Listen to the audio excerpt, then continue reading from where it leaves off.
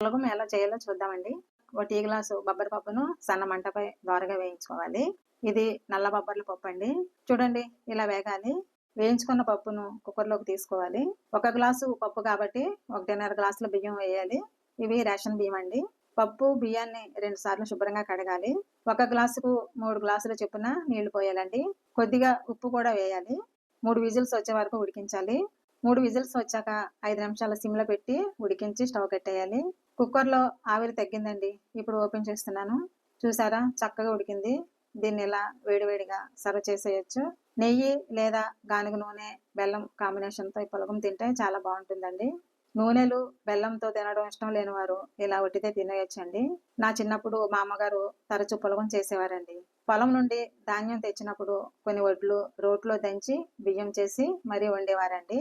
కొత్త బియ్యంతో కదండీ! చాలా చాలా రుచిగా ఉండేది. ఈ హెల్తీ రెసిపీ మీరు కూడా ట్రై చేయండి.